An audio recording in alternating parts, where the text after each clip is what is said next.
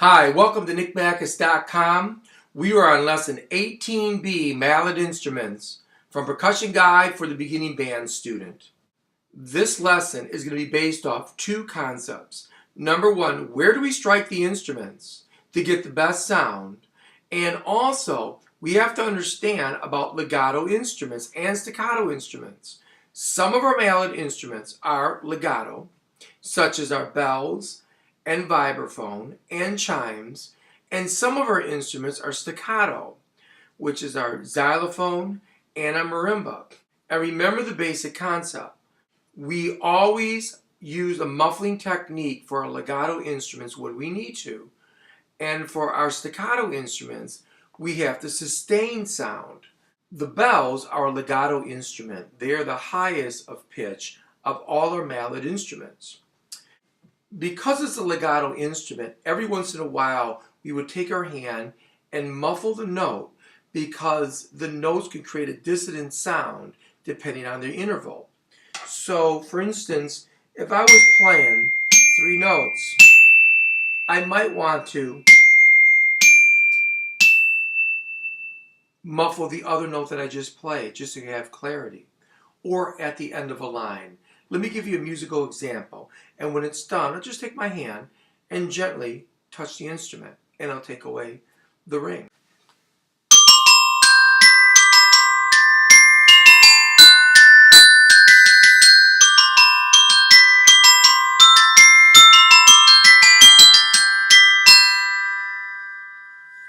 Now, where do we strike the instrument? I would strike the bells directly in the center of the bars.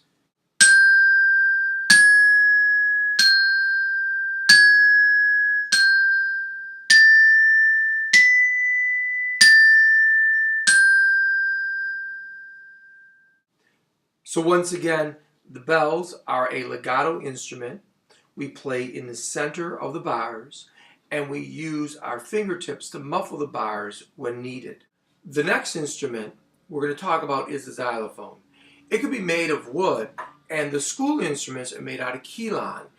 It's designed to be a little more durable than wood, but I have a keylon instrument, so it's a little more ring than you're normally going to get with a wood instrument. So what we're going to talk about is, where do you strike the instrument to get the best sound? We always try to play in the center of the bar, which is over the resonators. The resonator is designed to amplify sound. So our goal is to play directly over it. The same goes for the lower bars.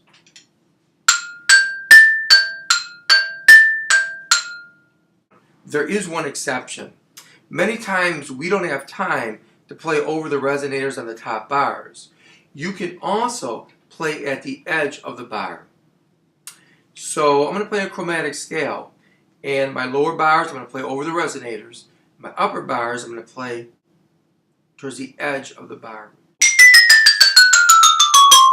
So if I'm playing a chromatic scale, I'm playing towards the edge. If I have time, I play over the resonator. Never play over the rope. This is called the node. It's a dead spot. If I strike it, and then I go to the center of the bar over the resonator, you can hear the sound open up. The same for your lower bars. Play over the resonator.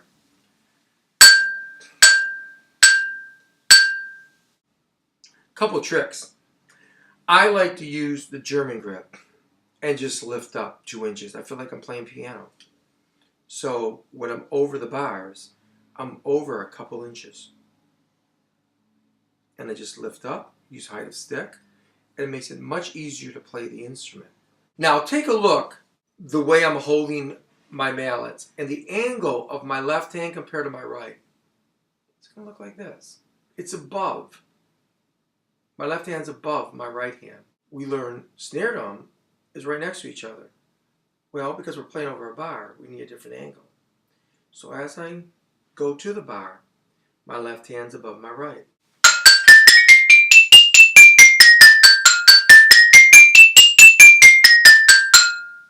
you listen, everything's short and detached.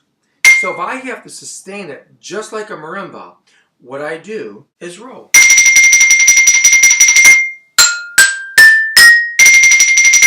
The marimba technique is identical. I want you to think also of trying to pull out the sound. So we're not playing digging into the bar, but we're lifting up.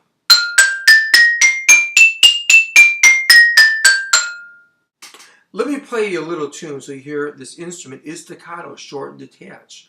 The xylophone was a very popular instrument in the 1920s. A lot of great xylophone rags were played. It recorded wonderful. So a lot of people used them. Let me play a little rag for you.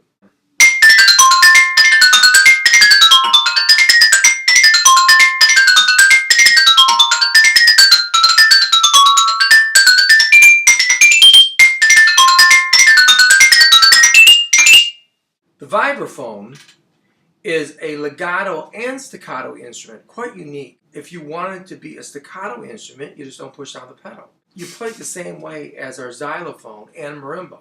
And you roll. I'm playing over the resonators, same for on top. I can play towards the edge if I want to, avoid the node, the rope. It's identical. If you want to sustain it and make it a legato instrument, we have a pedal. Same function as the pedal of a piano. I hold the pedal down, it sustains. So I can either roll it or sustain. It found its home in jazz music around the 20th century, also known as the vibraharp.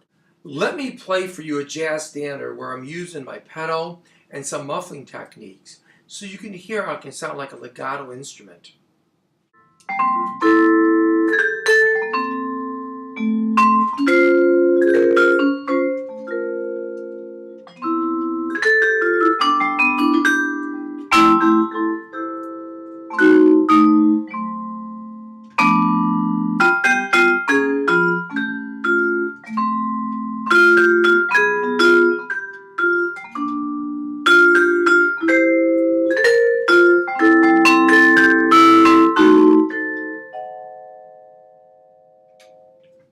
One of the most difficult things for my students is to read music playing these mallet instruments. We talked about it before that you cannot use the sense of touch, which makes it extremely difficult. So I'm going to show you a little trick that was really helpful for me when I learned, and I'd like you to try this. What my students do when they're reading music, they're playing and they'll drop their head looking at the bar and then looking back up at the music.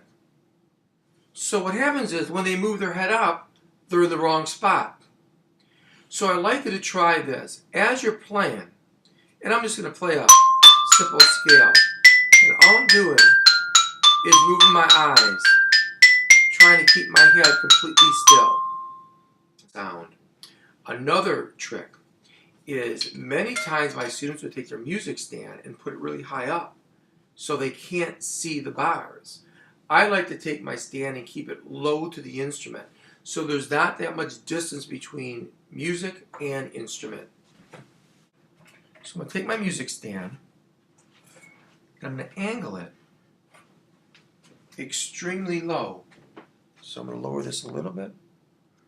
If you notice, you can see the bars and my stand a couple inches above. And once again, I'm going to play, keeping my head completely still, moving up to see the music if I need to, looking down if I need to. The next instrument I like to talk about are the chimes. And they're a legato instrument, and we talked about this before, that we use a chime hammer, a rubber hammer, to strike the instrument. So there is some muffling techniques we have to talk about. This particular stand is different than what you're going to see in band.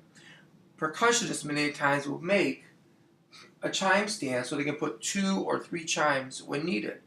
Many times we don't need them all. So if you need one chime, just make a slightly different chime stand. For this stand, I have to use my hand to muffle. On a set of chimes, you have a pedal. It's designed like a vibraphone. By pushing the pedal down and up, we'll sustain or muffle the instrument. So let me give you an example of striking the instrument and how I would muffle it.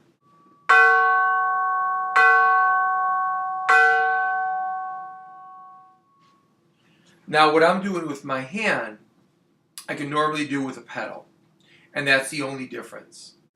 But remember, we have to use the proper mallet. We can't use a xylophone mallet or a yarn marimba mallet. You won't get enough sound out of the instrument. And your band director would normally supply this hammer. So just to review quickly, we use a rubber hammer. We strike the very top.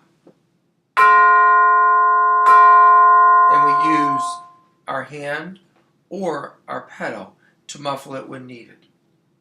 Make sure you answer all the questions, review the key points, and if you get confused about mallet placements, look at the Imitate What You See section. Thank you for joining me at nickbackos.com. This is Lesson 18B, Mallet Instruments, from Percussion Guide for the Beginning Band Student.